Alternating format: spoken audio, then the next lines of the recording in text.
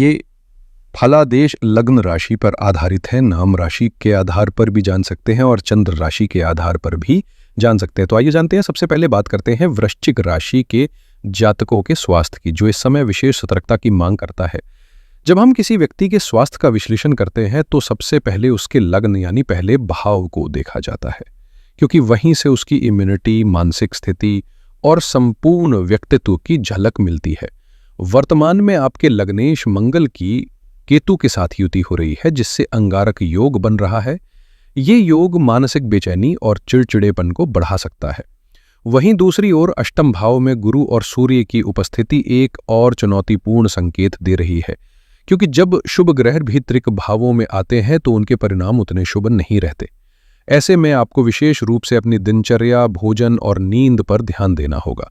छोटी छोटी बातें भी मानसिक तनाव को जन्म दे सकती हैं और ब्लड प्रेशर जैसी समस्याओं को बढ़ावा मिल सकता है। इसलिए ध्यान, योग और एक संतुलित जीवन शैली को अपनाकर ही आप इन ग्रहों के प्रभाव को संतुलित कर सकते हैं। मंगल इस समय आपके चार्ट के स्वामी है और केतु के साथ उनकी युति हो रही है, जिससे अग्नि तत्व में वृद्धि देखी जा रही है। यह स्थिति आपके सुख भाव को भी प्रभावित कर सकती है। ऐसे में शारीरिक असहजता या मानसिक बेचैनी महसूस होना स्वाभाविक है। केतु और मंगल की यह युति जहां एक ओर आपको भीतर से बेचैन और थोड़े से अधीर बना सकती है, वहीं सिरदर्द, थकान और शरीर में हल्की जलन जैसी समस्याएं भी उभर सकती हैं। अष्टम भाव में विराजमान गुरु दांतों में तकलीफ या पाचन से जुड़ी किसी असुविधा की ओर संकेत कर रहे हैं। इसके साथ ही शनि की वक्री स्थिति, जो कि फल देने के लिए अपने से पूर्व के भाव को देखती है, राहु के साथ मिलकर और भी भ्रम और असमंजस की स्थिति उत्पन्न कर सकती है। जब राहु, शनि और केतु मंगल का दबाव एक साथ सक्रिय हो तो स्वास्थ्य में गिरावट की संभावना बढ़ जाती है, खासकर जब ये ग्रह त्रिकोण में होकर भी शुभ फल देने में थोड़े कमजोर साबित होते हैं। ऐसे में आपको मानसिक और शारीरिक रूप से संतुलित रहने के लिए सतर्कता बरतनी होगी, चाहे वो योग हो, खान पान की सावधानी या फिर समय पर स्वास्थ्य जांच। आपको इस समय ग्रहों की चाल पर खास नजर रखने की जरूरत है, क्योंकि 18 जुलाई को बुध वक्री होकर आपके भाग्य स्थान में सक्रिय होंगे और अष्टम भाव का असर देने लगेंगे। साथ ही सूर्य और गुरु भी इस समय प्रभाव में हैं, जिससे एक साथ 3 ग्रहों की ऊर्जा आपके स्वास्थ्य और मानसिक स्थिति पर असर डाल सकती है। खास तौर पर पेट की तकलीफें, त्वचा से जुड़ी समस्याएं और पाचन से जुड़ी असुविधाएं इस अवधि में उभर सकती हैं। मंगल 28 जुलाई तक आपके दशम भाव में रहकर दबाव पैदा कर सकते हैं, लेकिन जैसे ही वो आपके एकादश भाव में प्रवेश करेंगे, मानसिक तनाव में एक स्पष्ट बदलाव महसूस होगा। वो काम जो अटके हुए थे या जिनमें मन नहीं लग रहा था, उनमें गति आएगी और स्थितियां आपके पक्ष में मुड़ेंगी। वहीं 16 जुलाई को सूर्य के भाग्य स्थान में आते ही बुध आदित्य योग का निर्माण होगा, जो एक नई सकारात्मक ऊर्जा लेकर आएगा। चूंकि ये योग चंद्रमा के घर में बन रहा है, इसलिए इसका असर आपके भाग्य को मजबूती देगा। पुरानी स्वास्थ्य समस्याएं जैसे जोड़ों में दर्द या शरीर में खिंचाव जैसी स्थितियों में सुधार होगा और मानसिक रूप से भी एक नया सुकून महसूस होगा। अब बात करते हैं उस समय की, जब मंगल की चाल आपके जीवन में विशेष सतर्कता की मांग करेगी। लगभग 13 सितंबर से लेकर 28 अक्टूबर तक मंगल तुला राशि में विचरण करेंगे, यानी आपके जन्म लग्न के अनुसार वे आपके 12वें भाव में प्रवेश कर जाएंगे, जो कि त्रिक भावों में गिना जाता है। क्योंकि मंगल आपके लग्नेश है, यानी पूरे कुंडली के स्वामी, उनका इस भाव में जाना आपको कुछ विशेष सावधानियों की ओर संकेत दे रहा है। इस दौरान शरीर पर हल्की फुल्की चोट लगने की संभावना बढ़ सकती है, ट्रैफिक में सतर्क रहना जरूरी होगा और मानसिक दबाव भी अनचाहे रूप से बढ़ सकता है। कभी कभी नींद की गुणवत्ता में कमी या मन में असंतोष भी महसूस हो सकता है, लेकिन राहत की बात यह है कि जैसे ही 28 अक्टूबर को मंगल आपकी ही राशि में लौटकर स्वगृही हो जाएंगे, यानी अपने ही घर में स्थापित होंगे, वैसे ही हालात में सकारात्मक मोड़ आएगा। जब ग्रह अपने ही घर में होता है तो वो संरक्षण देता है, हानि नहीं करता। इसलिए ये परिवर्तन आपको ऊर्जा से भर देगा और जो असंतुलन था वो संतुलन में बदलने लगेगा। कभी कभी मंगल की स्थिति तब तक आपके लिए अनुकूल रहेगी जब तक आप अपनी भावनाओं और स्वास्थ्य पर खास ध्यान देंगे, खासकर 28 जुलाई तक। इस दौरान अपने गुस्से को नियंत्रण में रखना बेहद जरूरी है, क्योंकि बढ़ा हुआ अग्नि तत्व आपकी तंद्रा और ब्लड प्रेशर को प्रभावित कर सकता है। इसके अलावा 13 सितंबर से 28 अक्टूबर के बीच भी सतर्कता बरतनी होगी, क्योंकि यह समय कुछ चुनौतियां ला सकता है। इस बीच गुरु की चाल भी महत्वपूर्ण रहेगी, जो इस वक्त आपके अष्टम भाव में है। वे 18 अक्टूबर से 5 दिसंबर तक आपके भाग्य स्थान में प्रवेश कर जाएंगे, जो आपके लिए सौभाग्य और सुधार का संकेत है। गुरु की यह स्थिति आपके जीवन में नई उम्मीदें लेकर आएगी और स्वास्थ्य संबंधी परेशानियों में राहत देगी, क्योंकि गुरु स्वभाव से ही सुख, शांति और संरक्षण प्रदान करने वाले ग्रह हैं। जब गुरु आपकी लग्न पर सीधे दृष्टि डालेंगे तो आपकी ऊर्जा और परिस्थितियों में स्पष्ट सुधार देखने को मिलेगा, जिससे आप कई बाधाओं को पार कर सकेंगे और बेहतर अवसरों की ओर बढ़ेंगे। अगर समग्र दृष्टि से देखें तो राहु केतु की चाल, शनि का पंचम भाव में होना, शुक्र की उपस्थिति और बाद में गुरु का उच्च स्थान ग्रहों का ऐसा मिश्रण है जो आपके पक्ष में असर दिखाएगा। खासतौर पर शनि, जो आपके तीसरे और केंद्र भाव का स्वामी है, आम धारणा के विपरीत इस वक्त आपके लिए नकारात्मक नहीं रहेंगे। भले ही वे वक्री हों या पाप ग्रह माने जाए, केंद्र और त्रिकोण के स्वामी ग्रहों का प्रभाव सामान्यतः शुभ ही माना जाता है, इसलिए शनि भी आपको सकारात्मक फल देंगे। इससे स्वास्थ्य पर मिश्रित प्रभाव तो पड़ सकता है, लेकिन आपको मानसिक तनाव को नियंत्रित रखने की सलाह दी जाती है। खासकर यात्रा करते समय अतिरिक्त सावधानी जरूरी होगी ताकि कोई अनहोनी न हो। वहीं जब बात आती है प्रेम जीवन की, तो पंचम भाव और उसके स्वामी गुरु की स्थिति अहम हो जाती है। गुरु का अष्टम भाव में होना चुनौतीपूर्ण जरूर है, लेकिन शनि की मौजूदगी आपको स्थिरता के लिए प्रेरित करेगी। वे आपके प्रयासों में वृद्धि करेंगे और इस बात का भरोसा दिलाएंगे कि आपकी लव लाइफ में सुधार और संतुलन बना रहे, बशर्ते आप अपनी मेहनत और समझदारी से काम लें। आपके रिश्तों में संतुलन बना रहेगा, लेकिन 13 तारीख को शनि के वक्री होने से कुछ छोटी मोटी परेशानियां उभर सकती हैं। पंचम भाव के स्वामी गुरु भी इस वक्त अष्टम भाव में विचरण कर रहे हैं, यानी चुनौतीपूर्ण स्थिति में है। हालांकि 9 जुलाई से उनका उदय होने लगा है, जो आपकी स्थिति में सुधार के संकेत देता है। खास बात यह है कि 18 अक्टूबर से 5 दिसंबर तक गुरु अपनी उच्च राशि में होंगे, जो आपके लव लाइफ में एक सकारात्मक बदलाव लाएगा। जब गुरु, जो पंचम भाव के स्वामी हैं, उच्च राशि में होकर त्रिकोण भाव की ऊर्जा के साथ जुड़े होंगे, तो यह आपके प्रेम संबंधों के लिए बेहद फायदेमंद साबित होगा।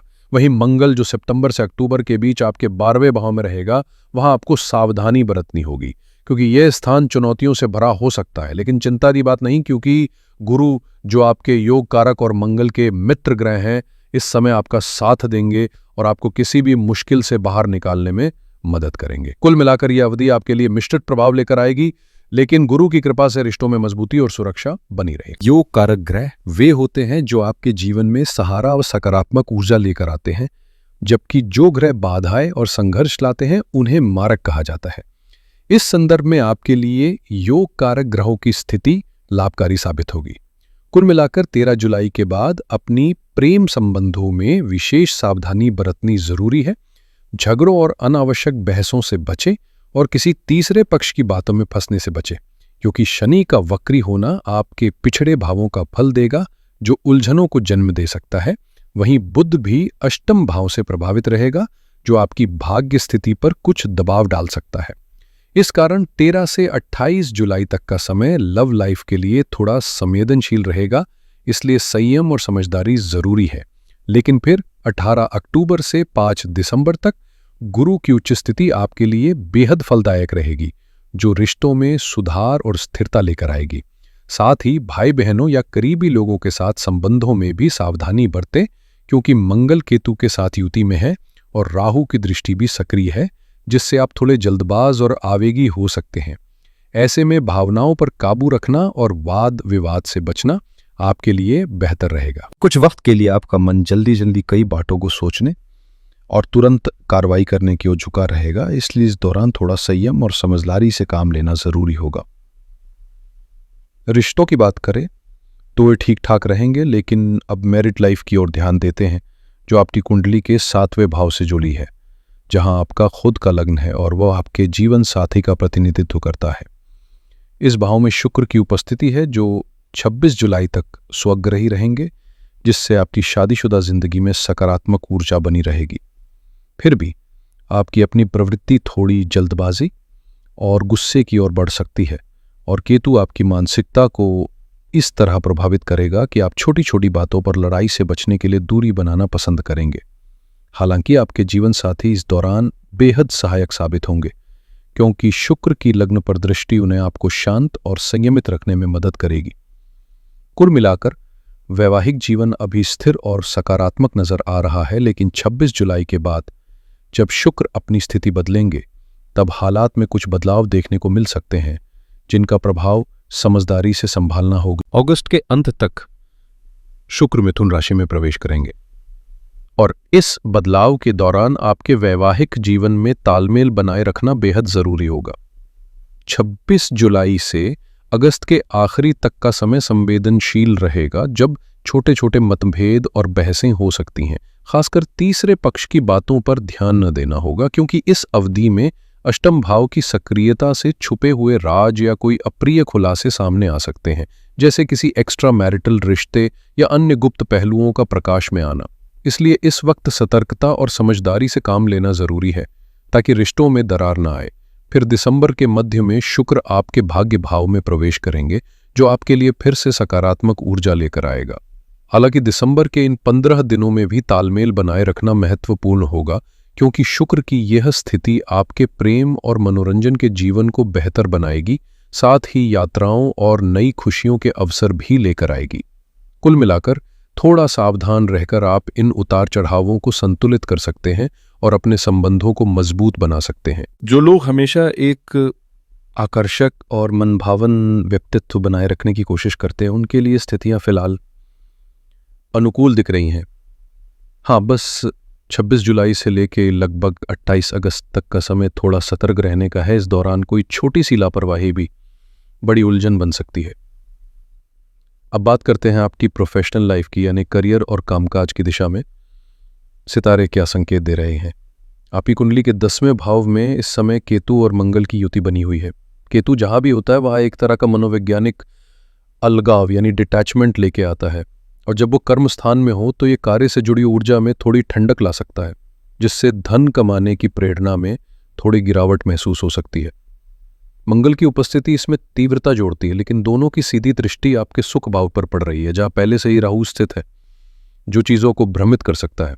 ऐसे में कार्य क्षेत्र में विशेष सतर्कता और फोकस की जरूरत है। खासकर 16 जुलाई तक का समय थोड़ा चुनौतीपूर्ण कहा जा सकता है, लेकिन जैसे ही सूर्य 16 जुलाई को अष्टम भाव से निकलकर भाग्य भाव में प्रवेश करेंगे, आपकी प्रोफेशनल लाइफ में पॉजिटिव बदलाव की संभावनाएं बनेंगी और परिस्थितियां आपके पक्ष में झुकती नजर आएंगी। जैसे ही सूर्य आपके भाग्य भाव में प्रवेश करेंगे, आपके व्यक्तित्व की आभा यानी ओरा में एक अलग चमक नजर आएगी।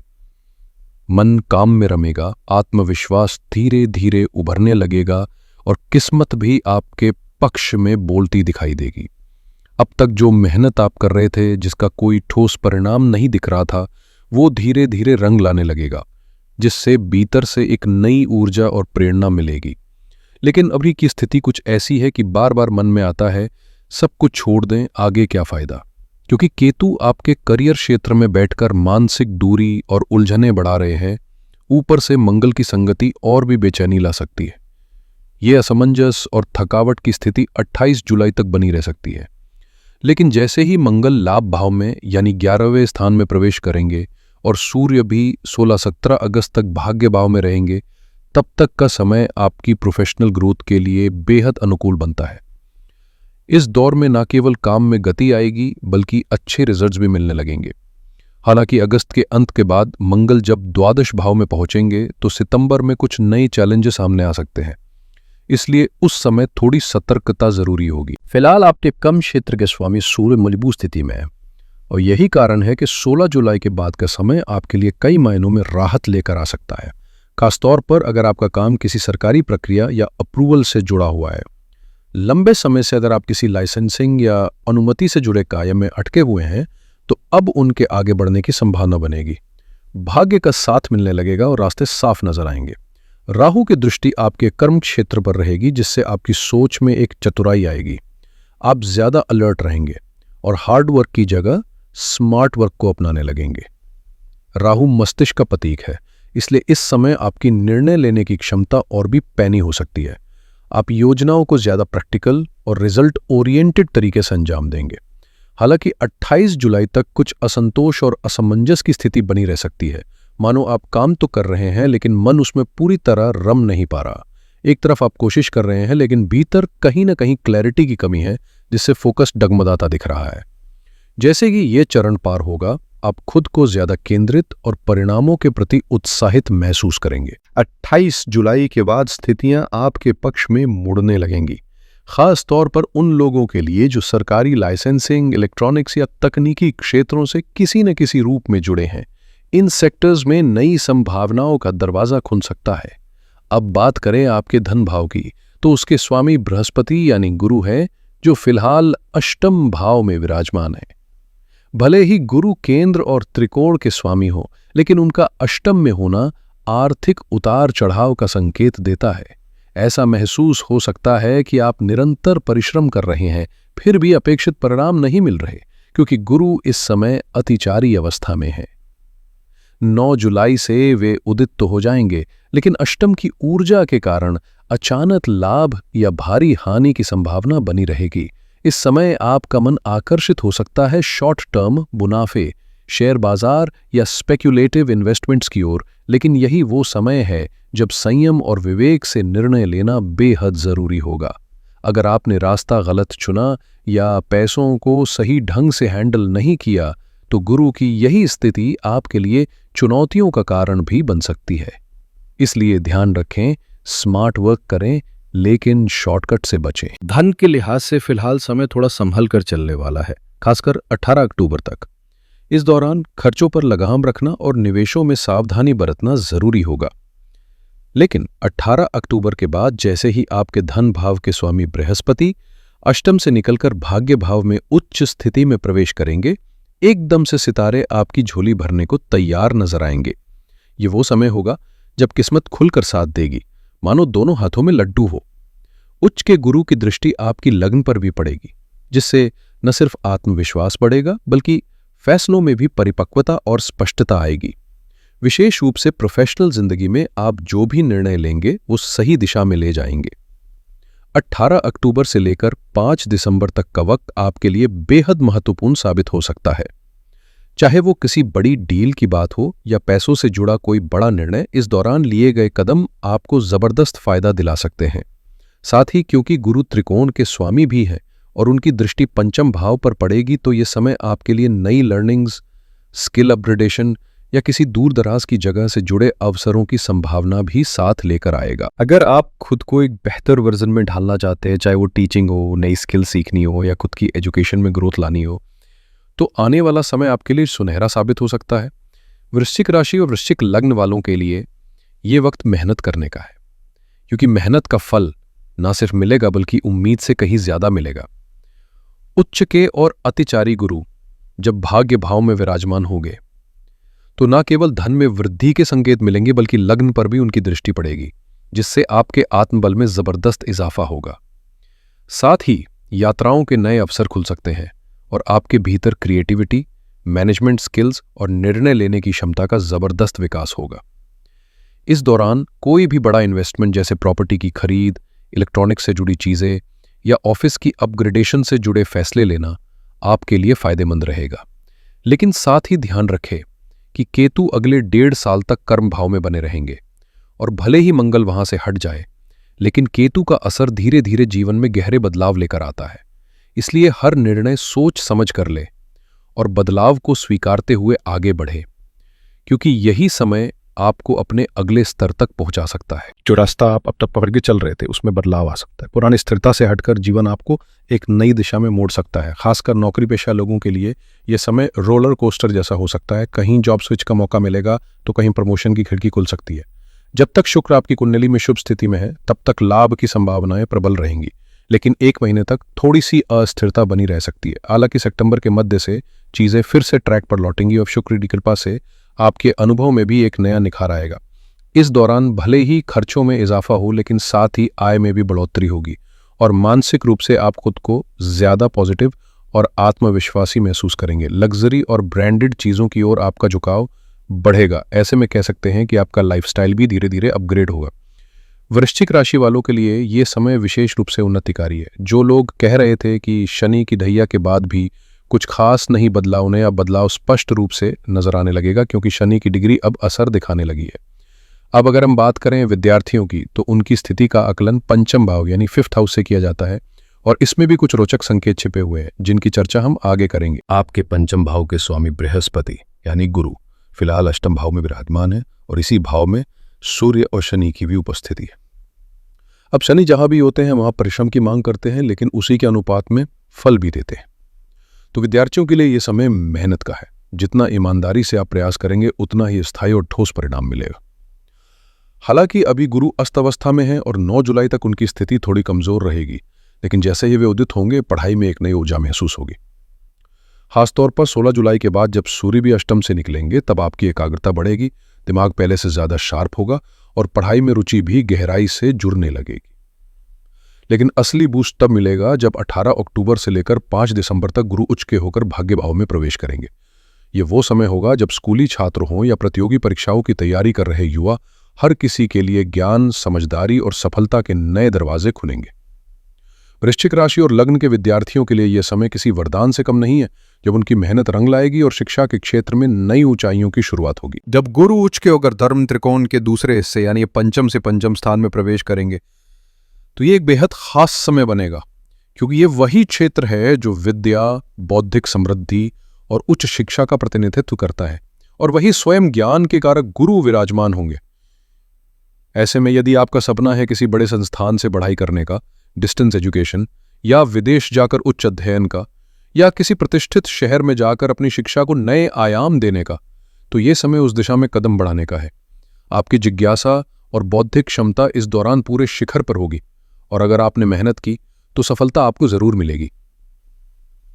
हालांकि 13 जुलाई से लेकर 28 नवंबर तक शनि वक्री अवस्था में रहेंगे, जिससे कुछ चीजें धीमी गति से आगे बढ़ेंगी, जैसे किसी आवेदन का जवाब देर से आना या योजनाओं में थोड़ी रुकावट आना। लेकिन याद रखें, वक्री शनि कमजोर नहीं बल्कि और भी बलशाली होता है। उसे ज्येष्ठा बल प्राप्त होता है जो प्रयासों को मजबूत करता है। यानी मेहनत में कोई कमी ना हो तो परिणाम भले ही थोड़ी देरी से मिले, लेकिन ठोस और स्थायी जरूर होंगे। इसलिए इस पूरे समय को अपने लक्ष्य के लिए समर्पित करें, क्योंकि ये चरण आपके शैक्षणिक जीवन को एक नई दिशा दे सकता है।